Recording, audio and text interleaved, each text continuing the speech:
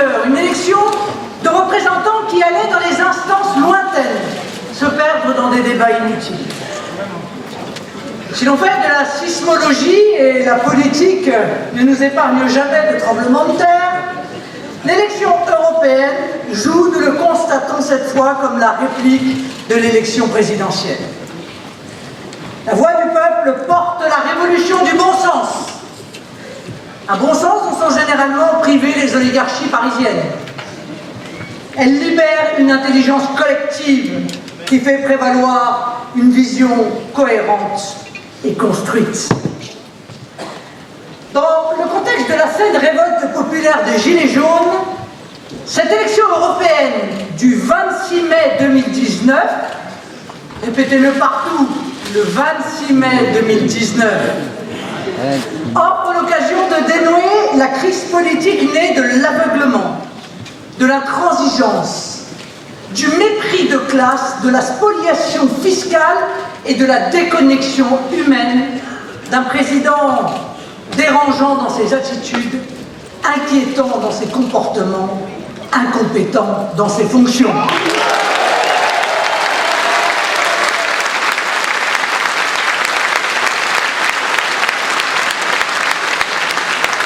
Vous avez bien compris. Le processus quasi révolutionnaire qui s'est engagé ne peut trouver d'issue dans l'emballement émotionnel du pouvoir. Les autorités ont choisi la confrontation quand la situation appelait l'apaisement. La répression quand l'éthique n'autorisait que le maintien de l'ordre. La réponse policière quand le pays avait besoin d'une réponse politique. En jouant l'escalade dangereuse, le chef de l'État ne se comporte pas en homme d'État, mais en homme d'un clan qui choisit délibérément de jeter les Français contre les autres, de créer artificiellement deux camps et de sommer d'ailleurs chacun de choisir le sien. Des Français contre des Français, alors que la Constitution lui fait devoir d'être le garant de l'unité nationale.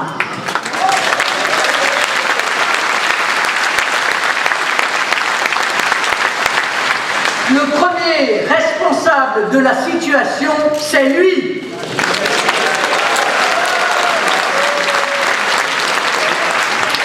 Non seulement il est incapable de ramener l'ordre, mais force est de constater qu'il crée la discorde. Aujourd'hui, Emmanuel Macron n'incarne rien d'autre que la confusion, le tâtonnement, le désordre, et peut-être, s'il persiste à ne rien comprendre demain, le chaos. Après 18 mois de pouvoir, on vit une sorte de fin de règne. Le locataire barricadé à l'Élysée n'a-t-il pas compris que la détermination qu'il trouve en face de lui est celle de la souffrance et du désespoir de centaines de milliers de gens qui pensent n'avoir plus rien à perdre parce qu'on leur a tout pris jusqu'à leur dignité. On ne gouverne pas en méprisant le peuple, en dédaignant ses difficultés et en ignorant son âme. Il n'y a pas deux France, mais une France face à une oligarchie. On ne lutte pas contre la désespérance sociale à coups de matraques et de gaz lacrymogènes.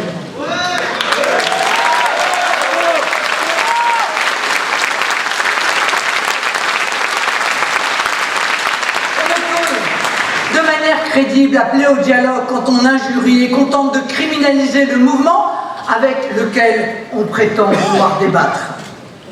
Dans les salons dorés où se sont installés les petits marquis qui nous gouvernent, on a perdu de vue qu'on pouvait aller vers l'abîme sur un chemin de rose, pour reprendre l'expression d'un aristocrate commentant la Révolution française. On ne peut espérer retrouver une légitimité présidentielle sans savoir trouver les mots qui apaisent, les gestes qui unissent, les actes qui guident le pays dans un élan collectif et façonnent pour lui un projet partagé. Être politique, c'est savoir trouver le sens et le lien. Être président, c'est comprendre et décider. C'est agir et unir. C'est être capable de tendre au vrai et au juste. De s'élever au-dessus des intérêts individuels ou des intérêts de classe pour n'avoir au cœur que l'intérêt national et le bien-être du peuple dans son entier.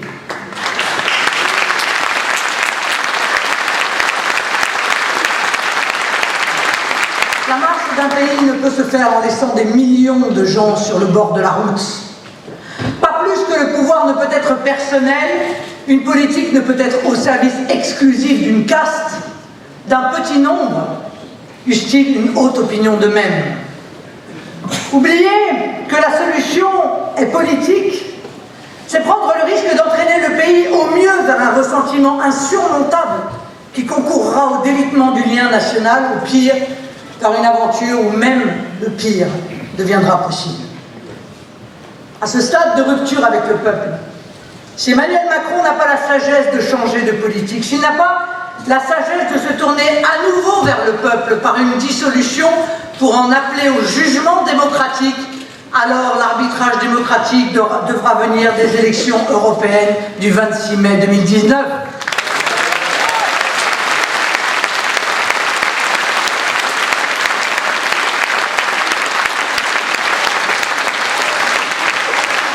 Alors, pour les électeurs, l'enjeu sera clair.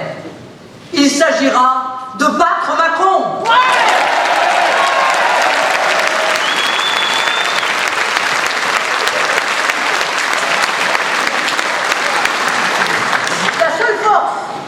En mesure de battre Macron, c'est notre liste. Une liste qui porte bien son nom. La liste du Rassemblement national. Une liste ouverte, sur laquelle ont vocation à se retrouver tous les Français qui aspirent à un véritable changement, à une rupture totale avec cette politique antisociale et antinationale. Ce vote peut à l'évidence changer la situation politique française. Mais il est aussi important parce qu'avec la poussée des mouvements nationaux en Europe, il peut profondément modifier l'Europe. Pour la première fois, on peut espérer changer l'Europe de l'Europe. Et parce que la politique européenne s'est insinuée dans notre vie quotidienne, on peut changer la France de l'Europe.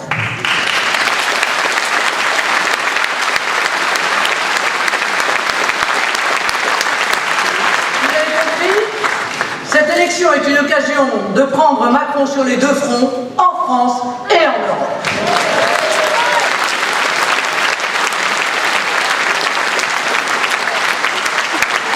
Au-delà de l'aspect apparemment symbolique, mais en réalité politiquement déterminant de battre Macron, cette élection intervient pour parachever la recomposition politique que les Français ont voulu et engagée au premier tour de l'élection présidentielle.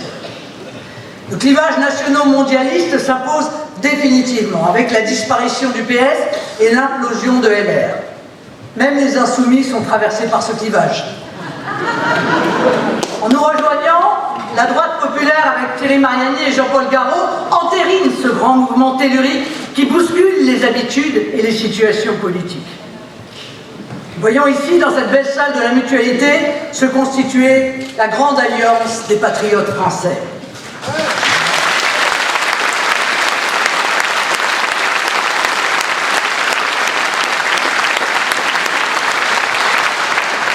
Ce nouveau clivage fondamental qui nous oppose aux mondialistes s'impose d'ailleurs partout en Europe, comme en Italie où nos amis de la Ligue éclipsent Forza Italia.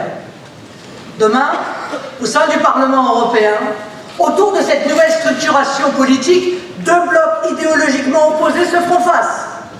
Les européistes, derniers défenseurs de l'Union européenne, et nous, les patriotes, les vrais Européens, qui sommes les défenseurs de l'Europe des peuples.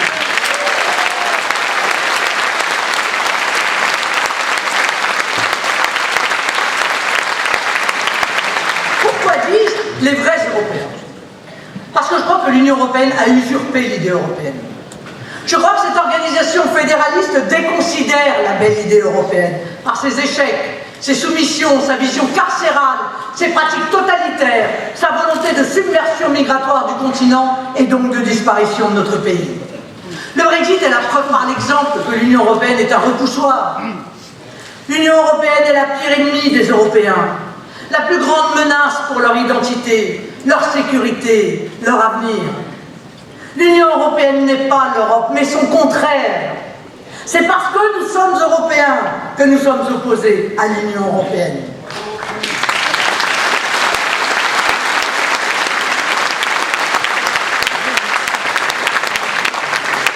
Je vous le dis ici, mes amis, ce sont les nations qui sauveront l'Europe.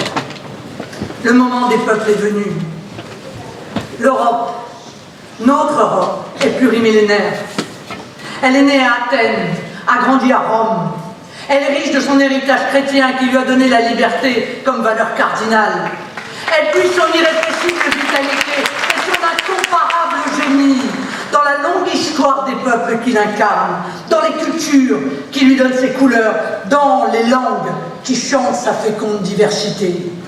Et comme l'écrit Hervé Juvin, le moment politique est venu. Le moment du grand basculement, le moment où nous allons mettre en œuvre un processus que les pères de l'Union européenne n'avaient pas même imaginé, l'alternance. Le pouvoir des commissaires anonymes et gris de Bruxelles ne peut relever du droit divin. L'alternance démocratique. Quoi de plus naturel en démocratie? Quoi de plus légitime après des décennies d'un pouvoir sans partage, sans écoute, sans même un compromis? L'alternance en démocratie, c'est une respiration démocratique saine et nécessaire. Aujourd'hui même, les partisans de l'Union européenne sont conscients de son échec. Ce sont eux-mêmes qui clament, pour tenter maladroitement de se dédouaner de leurs responsabilités, qu'il faut réformer. Nous allons nous en charger.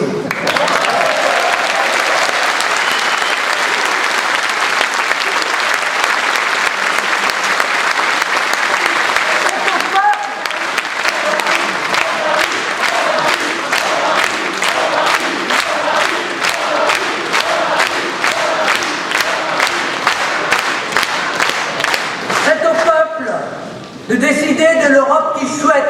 Personne ne nous enlèvera ce droit, mes amis.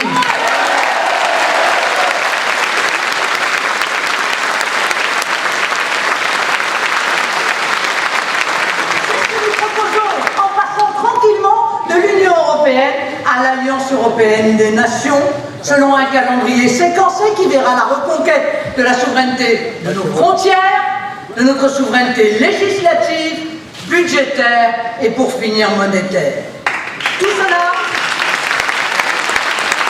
se fera dans la négociation, dans le respect des conditions juridiques, techniques, institutionnelles et diplomatiques. Cette évolution institutionnelle nous permettra de tourner le dos au fédéralisme asséchant pour ressourcer l'Europe dans une organisation qui remettra à l'honneur les peuples et les nations. Cette Europe, nous le disons aux Français, cette alliance européenne des nations, nous la ferons avec vous et pour vous. Avec vous parce que notre projet d'alliance européenne des nations procède d'une volonté d'émancipation des peuples européens et des citoyens de chacun de nos pays. Aujourd'hui, ce qui nous est présenté comme l'Europe voudrait nous enfermer dans la logique du tout ou rien. Soit vous adhérez et vous devez accepter la perte de toute souveraineté, de toute liberté collective, soit vous devenez l'ennemi à briser, l'ennemi à soumettre. L'Union européenne se résume à une logique, c'est l'asservissement ou l'affrontement. On est loin de l'Europe de la paix que les européistes nous vantent au passage. Les Britanniques, coupables d'avoir choisi la liberté, en font aujourd'hui l'amère expérience. À cela s'ajoute la soumission de nos pays au multilatéralisme et à des logiques de bloc comme la soumission à l'OTAN. Or, l'histoire tragique du continent nous enseigne que cette logique mène à des embrasements généralisés, à l'épuisement dans des guerres qui ne sont pas les nôtres, à l'asservissement, à des intérêts qui ne sont pas les nôtres. Nous vivons le retour des peuples, mais nous vivons aussi le retour du peuple. Ce peuple qui fait face aux oligarchies qui oppriment. Ces chaînes qui nous entravent, qui vous entravent, nous ne voulons pas en négocier le prix, nous voulons les briser.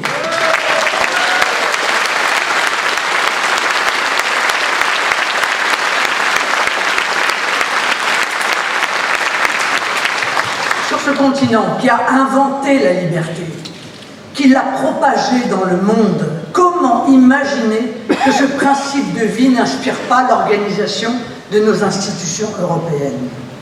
Comment imaginer que la belle idée de la liberté ne commande pas les rapports entre les États qui choisissent de coopérer? Que ce dogme intangible ne commande pas le respect de la volonté des peuples et des gens? Rien ne doit nous conduire à nous soumettre à des lois qui ne sont pas les nôtres, à des règles du commerce qui ruinent nos économies, à des normes unilatérales qui désavantagent injustement nos produits. Notre Europe, l'Alliance européenne des nations, est fondée sur la coopération, la libre coopération des nations entre elles.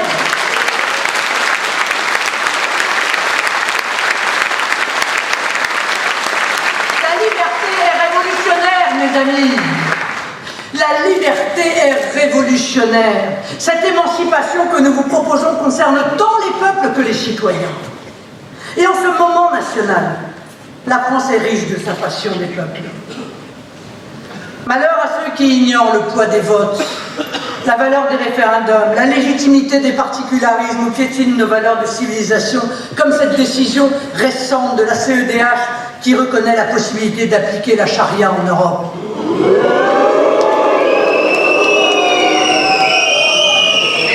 Comprenez bien, contrairement aux citoyens du monde qui n'est citoyen de nulle part, c'est-à-dire de rien, contrairement aux mondialistes qui pensent le monde en nomade, nous ne sommes pas en France, nous sommes de France.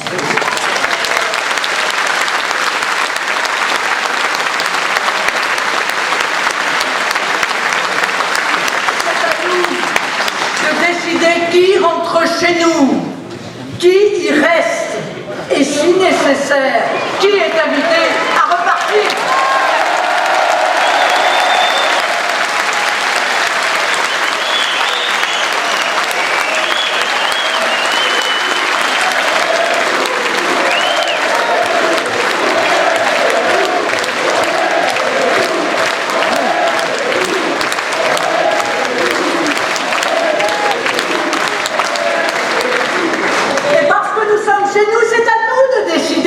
Politique budgétaire et ne pas penser que le seul objectif collectif puisse se résumer à la règle des 3%.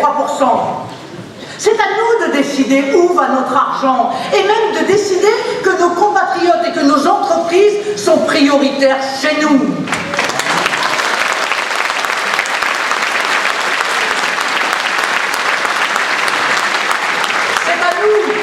De décider de notre modèle social et des logiques de solidarité nationale qui nous semblent justes. Nous rendrons aux Français et aux 500 millions d'Européens leur liberté politique, la possibilité de décider pour eux-mêmes. Nous mettrons fin à l'ingérence. Nous instaurerons la prééminence de nos constitutions nationales sur les directives. Nous mettrons fin au coup d'État des juges internationaux et des fonctionnaires européens qui légifèrent à notre place. Très légitimement, les États doivent conserver l'initiative des textes européens qui ne doivent en aucune manière émaner de structures inconnues, sans légitimité, dépourvues de tout sens de l'intérêt national. Protégerons les Européens de l'extraterritorialité du droit qui voit par exemple les Américains nous imposer leurs lois, leurs règles, leurs sanctions, notamment en matière commerciale. Au sein des instances européennes, la Commission européenne doit être un simple secrétariat technique du Conseil des chefs d'État et de gouvernement. Rien de plus. Pour la France, le principe est simple. C'est aux Français de décider.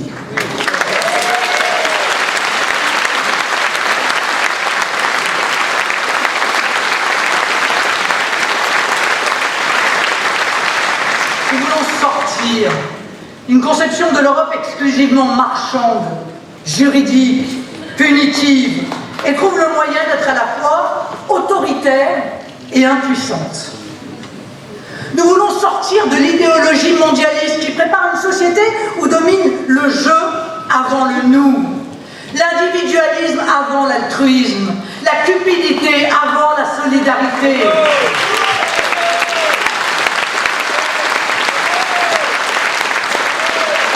Cette idéologie de nomade qui vante la gloire frelatée d'être de nulle part et d'aller piller partout. L'homme comme les nations ne se réduisent pas à leur dimension économique. Nos peuples ne sont pas des populations interchangeables ou des masses indistinctes. Les gens ne sont pas seulement des agents économiques, des producteurs et des consommateurs, mais des êtres de pensée et d'affection, d'attachement et d'enracinement. Cette élection européenne permettra au peuple de dire quelle est la place de l'économie dans nos sociétés. Quelle est la place de l'homme dans l'économie? Quelle est la place de l'économie dans la nation? Nous le disons, l'économie est au service des hommes et des nations et non l'inverse.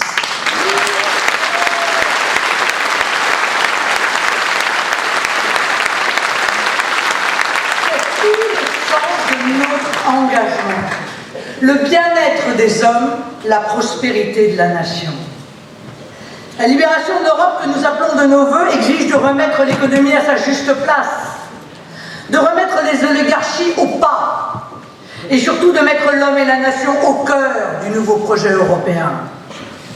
En libérant l'Europe, nous libérerons les forces de la France.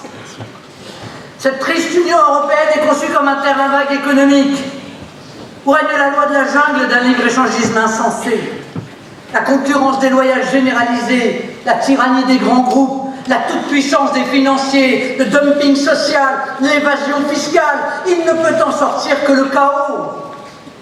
Au-delà de leur liberté politique, nous voulons rendre aux Français leurs libertés économiques et à tous le fruit, le juste fruit de leur travail.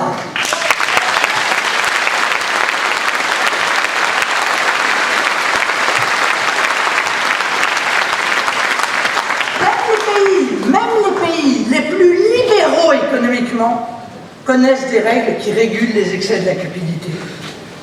À la place du libre-échange, nous voulons instaurer le juste échange, fondé sur la concurrence loyale, la sécurité et la stabilité juridique, le respect des partenaires économiques, notamment les plus petits, le refus du court-termisme, la priorité au local avant le global. Nous, patriotes, nous défendons l'économie réelle contre la spéculation. Nous combattons le monstrueux trafic d'êtres humains que des ONG complices des passeurs organisent, qu'un certain patronat assoiffé de profits met en œuvre au péril des hommes et des pays. Avec nous, l'Aquarius n'abordera pas sur les côtes européennes.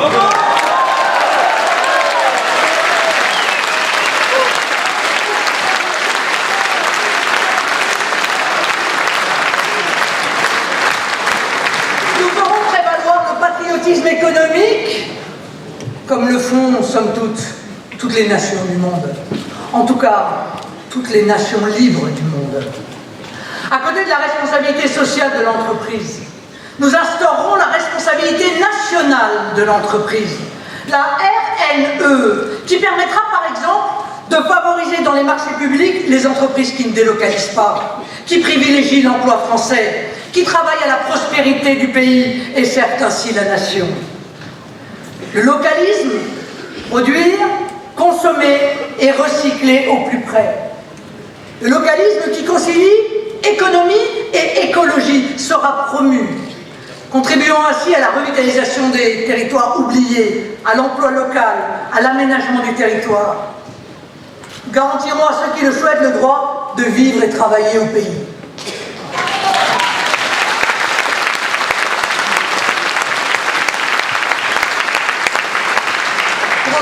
Chers amis, loin des caricatures simplistes et injustes, notre Europe n'est pas frileuse, refermée, repliée.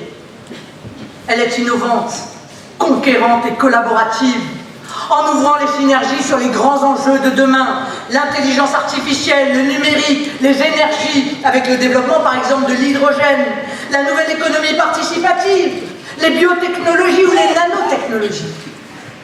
L'Europe doit moins s'intéresser au volume sonore des tondeuses à gazon qu'aux grandes révolutions industrielles ou technologiques qui sont en cours partout dans le monde. Le retard pris en la matière est immense. Il nous fait courir le risque d'une tiers-mondisation définitive de notre économie. Avec nous, cette révolution économique par l'innovation, la création, l'investissement s'organisera dans le cadre d'agences à l'image d'Ariane, Espace ou d'Airbus, par exemple. Les États sont libres d'y adhérer ou de ne pas y adhérer. Ou même, à un moment, s'ils le souhaitent, de s'en retirer. Vous le voyez, que ce soit à l'échelon du citoyen ou des nations, notre projet européen, fondé sur l'émancipation et la coopération, se fera avec vous. Mais il se fera aussi pour vous. Une Europe pour vous, c'est une Europe de la protection et une Europe de l'ambition. Notre protection ne se négocie pas. Ceux qui se désintéressent du scrutin européen ne doivent pas oublier que c'est en Europe que se décident les politiques d'immigration et d'installation de migrants dans nos villages, que se décident les politiques budgétaires et donc fiscales, que se décident les orientations sociales ou plutôt antisociales. L'Union européenne intervient partout dans votre vie quotidienne, décide combien vous serez payé, à combien se montera votre retraite, si vous avez droit à des allocations chômage, ce que vous aurez dans votre assiette. Et s'agissant des migrants, qui est votre voisin de palier? Nous restaurerons nos frontières nationales, qui ne seront pas des barrières, mais des filtres, pas des murs, mais des écluses. Des frontières qui seront les portes et les fenêtres de notre maison, la France. Des portes et des fenêtres qu'on peut ouvrir ou fermer. C'est si vrai que lorsqu'il y a un attentat, nos adversaires, qui ironisent d'ailleurs volontiers sur l'efficacité des frontières, prennent pour première mesure un rétablissement des contrôles frontaliers. Bien sûr. Ce sont les frontières, mes chers amis, qui nous protégeront de la délinquance, des trafics, de la submersion migratoire, de la libre circulation des terroristes, sauf à accepter de remettre leur sécurité et leur intégrité territoriale entre les mains d'autrui.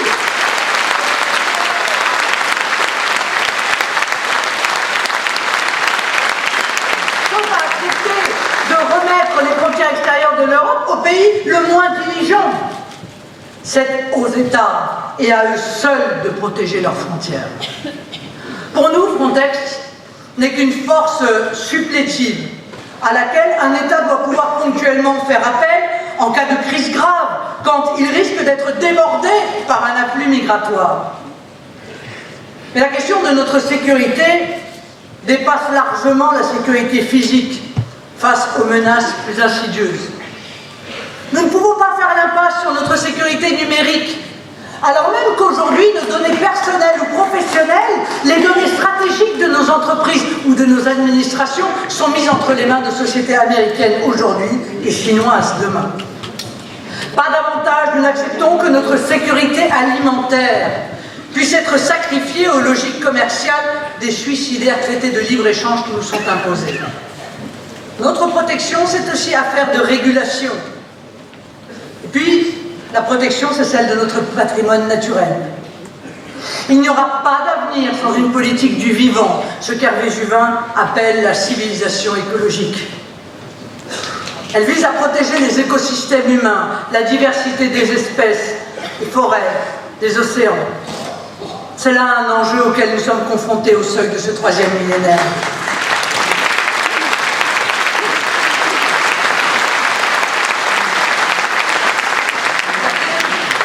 La clé est avant tout de rompre avec le consumérisme débridé qui suppose la prédation des ressources naturelles. D'en finir aussi avec la logique mondialiste qui exige de l'activité économique des rendements que la planète et les hommes ne peuvent supporter. Cette Europe, pour vous, c'est enfin l'Europe de l'ambition. Celle tout d'abord des révolutions technologiques avec la volonté d'affronter la mondialisation avec un esprit conquérant. C'est celle qui travaillera à un monde de paix, en préférant les relations bilatérales aux logiques de bloc et aux vassalisations militaires, en optant pour le respect mutuel contre la dangereuse vision impériale de l'Union européenne, en rétablissant l'équilibre franco-allemand nécessaire à la stabilité de l'Europe, qui ne peut plus être synonyme d'hégémonie, ni d'une vassalisation de notre pays et des autres nations d'Europe.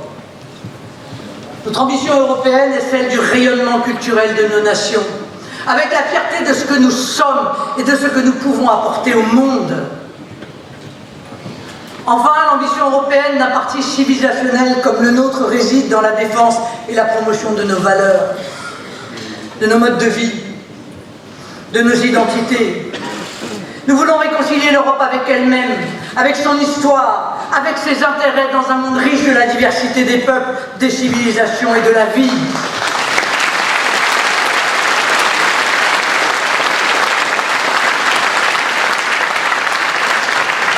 Les 4 points cardinaux de l'Alliance européenne des nations sont l'émancipation, la coopération, la protection et l'ambition. Nous allons retrouver un rêve européen. Pour mener ce beau combat, nous avons choisi de réunir des personnes au parcours différents et qui partagent toutes l'amour de notre pays et font avec nous ce beau rêve européen et français.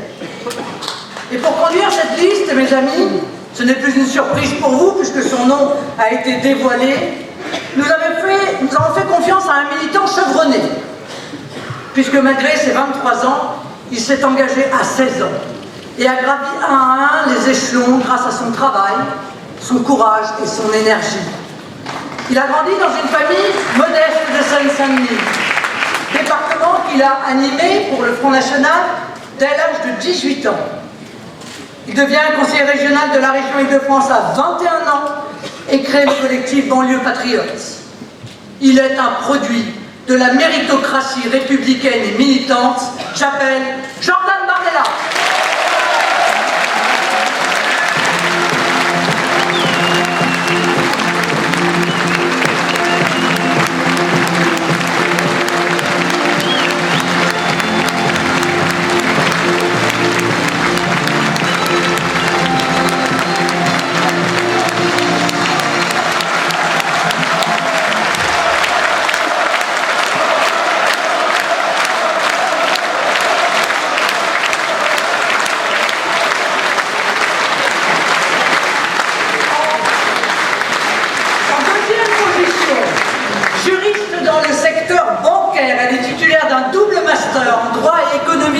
Et en ingénierie juridique et financière des sociétés, elle est conseillère régionale de Nouvelle-Aquitaine, déléguée départementale du RN du Lot-et-Garonne, membre du bureau national, avocate. J'appelle Hélène Laporte.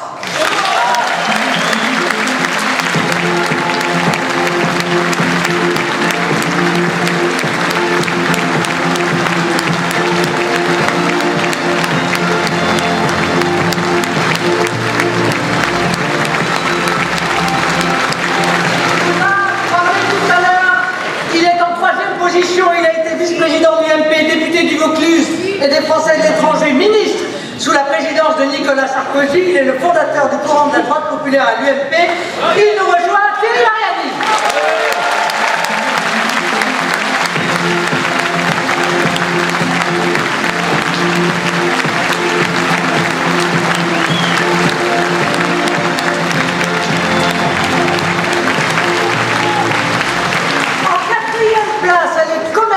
Elle a été commerçante pendant des décennies, elle est députée européen sortant, conseillère régionale de la région Grand Est. Elle fut durant les 20 dernières années de tous les combats électoraux dans sa Lorraine qu'elle chérit tant, Dominique Bilde.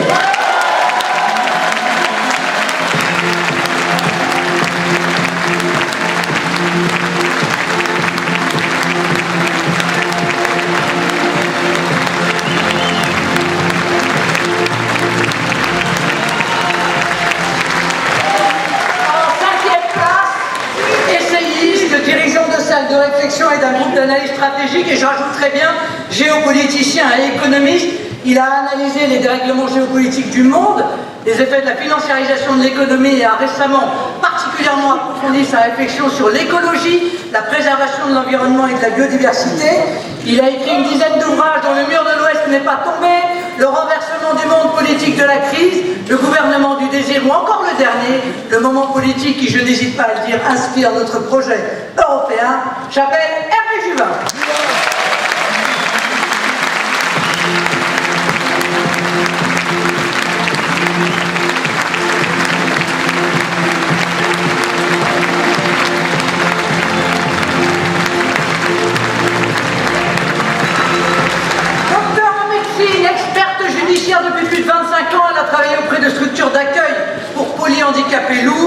ancienne conseillère régionale, conseillère municipale d'Aubagne. Elle est députée européenne sortante et membre du Bureau national du Rassemblement national. Vous l'avez reconnue, Joëlle Melin.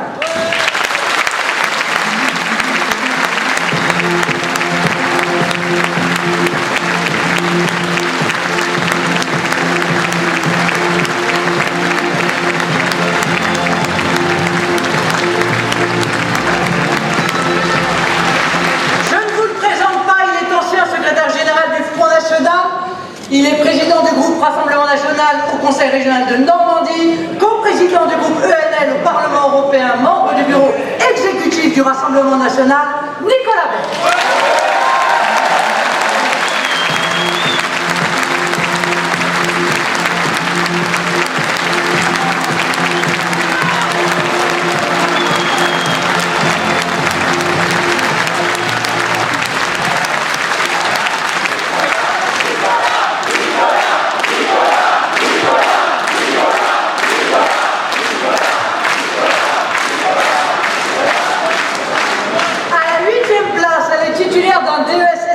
Sécurité et droits fondamentaux de la personne. Elle est cadre dans le domaine de la prévoyance et de la santé collective, présidente du groupe Rassemblement National au Conseil régional Grand Est et membre du bureau national du Rassemblement National. Accueillons Virginie Jean.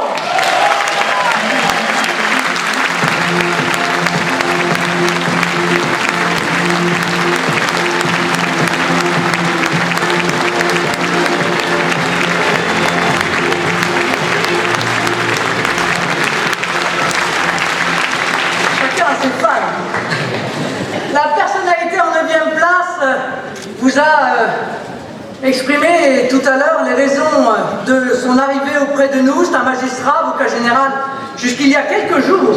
Il a, je crois, encore il y a quelques jours, il était à la cour d'assises, président de l'association professionnelle des magistrats. Il est un homme de grande compétence, spécialiste du terroriste. Il est le père du parquet national antiterroriste récemment mis en place, mais c'est aussi un homme de conviction qui a animé au sein de l'UMP le courant de la droite populaire, l'ancien député de Gironde, Jean-Paul Garot.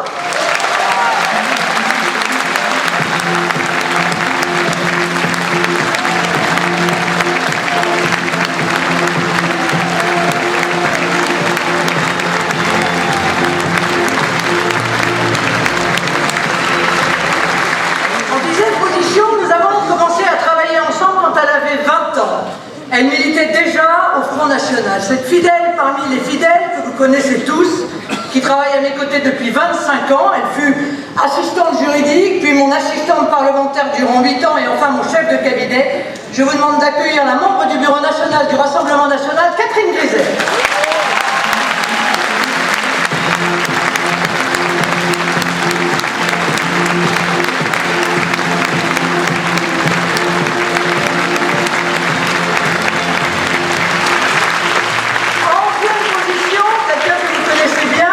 Il est docteur en droit et professeur publié, reconnu, respecté, doyen honoraire de la faculté des affaires internationales.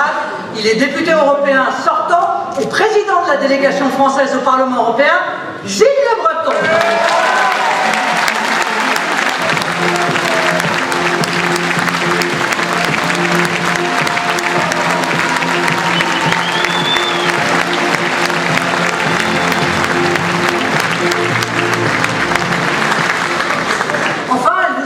Tout à l'heure avec son cœur et sa sensibilité. Nous accueillons une personnalité qui nous vient de cette outre-mer, si loin de nos yeux mais si présent dans nos cœurs, cette France du bout du monde qui m'a fait l'honneur de me porter en tête du scrutin au soir du premier tour de l'élection présidentielle, qui fait de notre pays la deuxième puissance maritime en nous permettant de rayonner sur 3 océans, qui a donné à la France ses grands commis de l'État que sont Gaston Monnerville ou Félix Éboué, ses écrivains comme Aimé Césaire ou Lecomte de Lille, qui nous a donné ces innombrables champions sportifs ou ces héros comme les volontaires du Pacifique qui ont libéré le sol national.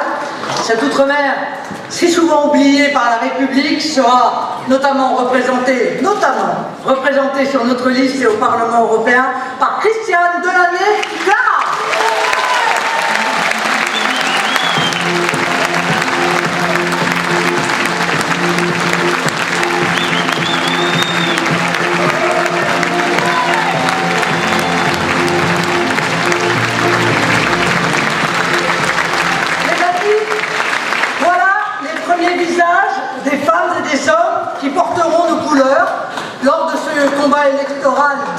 déterminants pour la France et qui porteront, je le sais, les espoirs de tout un peuple. Tous ensemble, nous allons ouvrir la voie de la renaissance européenne et partant celle du redressement de la France. Le moment est venu.